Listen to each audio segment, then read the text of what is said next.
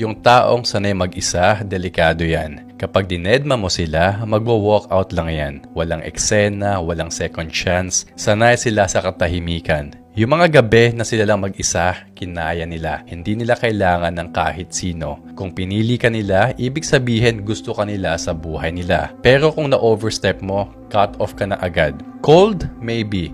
Pero ang totoo, may boundaries sila.